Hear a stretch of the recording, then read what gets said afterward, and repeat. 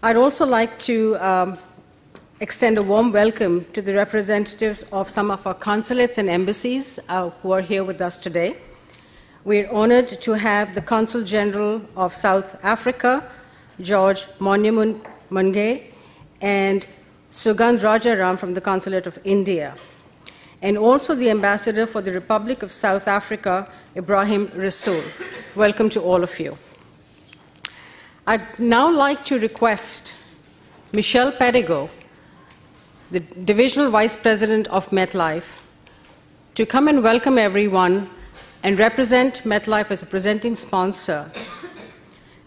Through her interest and support of this initiative ever since I started discussing this with her, Michelle truly represents and relates to the theme of IWEC, Entrepreneurship Global, and that's something which is very close to her heart. Michelle, thank you so much. Thank you for being here, and Felix, thanks for those kind words. We'll work on that in your compensation as we go forward, right? Thank you, everyone, for being here. Welcome on behalf of MetLife and our senior officers here. Welcome to our global headquarters here at 1095 Avenue of Americas, and most significantly, congratulations to all of the winners who've journeyed from near and far to be recognized these next few days. I'm looking forward to spending time with you tomorrow night and being able to see the award winners and just congratulate you really on behalf of all of MetLife, because we truly believe that our economy, our world economy, is really built on entrepreneurism. And we are on a new quest as a very large global company to function more like an entrepreneur, because we know that that takes us back to our roots. We were built over 140 years ago as we looked at how could we provide solutions in Lower Manhattan to the customers who needed who had financial needs in the insurance world, and how could we better service them by taking people door to door, face to face, to help them understand what they needed to purchase for them and for their legacy, for their families. So before I move forward into our commitment to not only entrepreneurism but into diversity, I just want to thank Nancy and Susan, Nancy and Sunita both, for bringing this idea to us on behalf of, and we couldn't be more thrilled to be a partner in this, and we thank you for your leadership here, and thank you for, and we hope that you come back and ask us again and again to help with this endeavor. So thank you very much for that.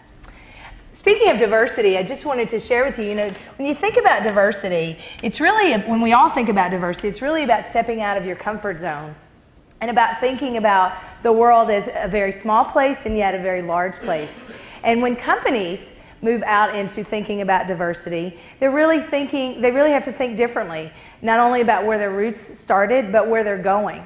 So as a company here at MetLife, we have been very strategic in moving forward with our commitment to women. Now, I say that because the financial services industry, by and large, does not have a mass of women in its fabric. And so, unlike the healthcare industry or the education industry, the financial services industry has not been awash with a lot of women. So we've had to be very strategic in how we attract women to our company. Currently, I'm very proud to say that 1/3 of our board of directors are women, and that's obviously a small group, 1/3.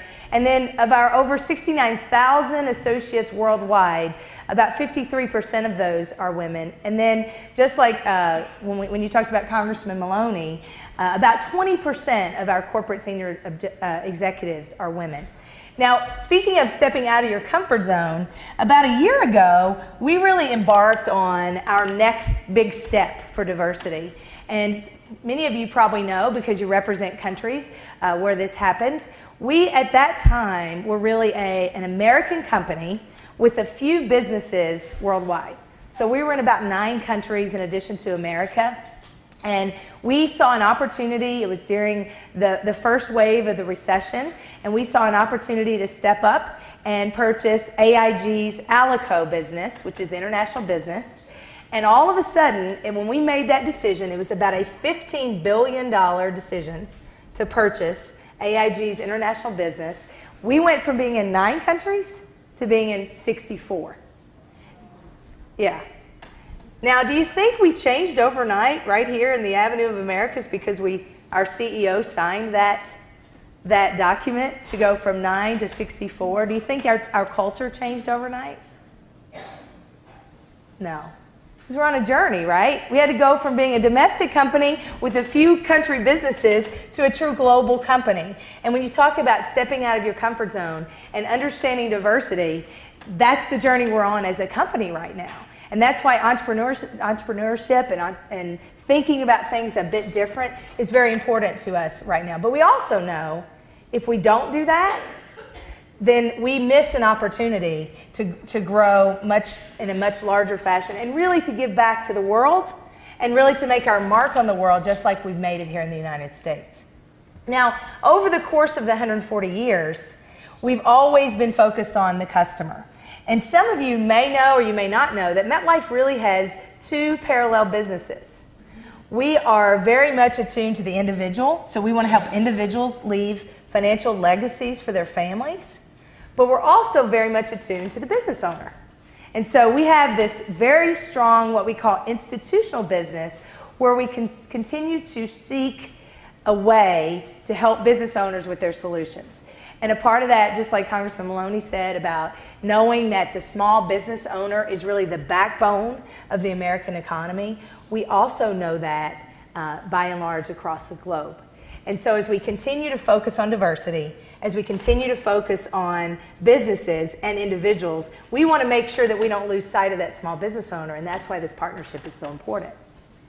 Now that has a little bit of connection to my own personal story, and I'd like to just take a minute to share that with you. As I was flying in the plane last night to come here, I shared this story with a few people this morning, and I'm going to share it again. I didn't get a lot of time to prepare for this opportunity because I'm a mother of 4 daughters. And I'm very proud of that, and people who know that, know me, know that very well. They are, I say we have 4 because the last 2 were twins. So they are 10 and 10, 14 and 17. And we still, MetLife, I say I'm a poster child for diversity because 9 years ago I came to MetLife. I was recruited here out of actually, had a business degree, had an entrepreneurial mind, but actually came out of education. Because MetLife actually has a market, we provide retirement solutions to educators. And I was recognized by one of the leaders here and recruited here. Now that's not the whole story. I actually lived then in Kentucky, in rural America, for those of you who are not from the States, very rural, not Manhattan, and said at the time, I will never be able to move to the Northeast. And the gentleman I was working with said, that's okay, let's keep talking. And so I continue to live in Kentucky and am able to commute in every week to the Northeast. I have southern Jersey to Maine. And so I live about 900 miles from here, but actually am responsible for this, not corporate MetLife, but the sales organization in the Northeast. So as I was flying here last night, which is only a day early, Felix made it sound like I flew way across the country, made a special effort. It was a special effort because it was Sunday night, but it was only a day early. And as I was flying here, I was thinking about, okay, what am I going to say? And one reason I didn't get to prepare a lot is because my brother's children stayed with us over the weekend. Now, that's not that big a deal, but he also has 4. Now the story gets better. His are 12, 10, 5, and 5. One of the 5-year-olds, there are 3 girls and a boy. One of the 5-year-olds is all boy. He does not stop. Thank God for the Wii, because that's all he did all weekend. I said, I'm now the grandmother letting him play Wii the whole weekend.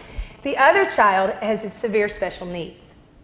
Now, being a former educator, I understand special needs, and I understand how to work with that, but let me tell you, I wasn't near as nervous preparing to speak with you as I was preparing for her for the weekend, right?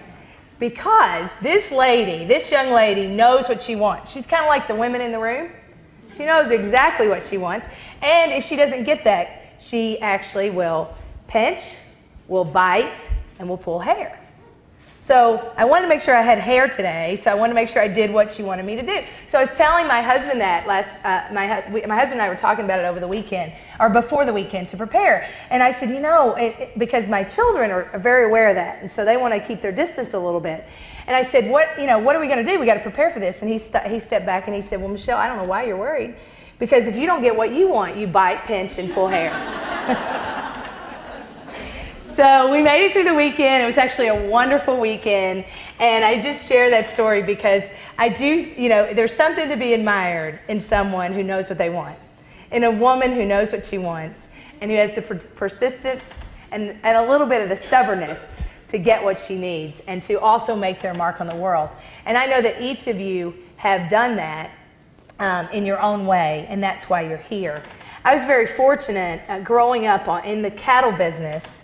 The beef cattle business, not the kettle business. Sometimes the accent gives it away. The beef cattle business in Kentucky. And I had a father who always taught me to have business acumen. To the point when I was 11 years old, he was telling the kids to buy puts in the stock market, in the futures market, to hedge against downside risk at 11. So I started to get this sort of in my blood, the business acumen and the entrepreneurship. And as we move forward into the global economy, and where all of our economies are hinged and connected together so much more, I just challenge each of you as you interact with women, young women, and with girls to continue to foster that. Because if I believe we have a challenge amongst ourselves to help women know and understand that that type of thinking is what's going to move us into really the 22nd century and beyond. I think that was really the foundation and the footwork that allowed me to really think about stepping out of my comfort zone and moving into the world of MetLife. Now, I have to tell you, 10 years ago, if somebody had told me that first year was going to be that hard, I would not have done it. It was extremely hard, that transition, and I know each of you know how that is as you start your own businesses, as you move forward into something new. It's always hard, but then we're always rewarded. And I know as you work together and you network in these days ahead, relaciones are very important to us at MetLife as we move forward into this new economy and this new world, because we know if we don't have relationships with our customers will go somewhere else. And we believe that that really is our path to the future. So as we work together in the next few days, I challenge you to continue to build those relationships. And I thank you for being here. I thank you for your partnership with MetLife. And I look forward to just continuing the conversation about entrepreneurship. Thank you very much.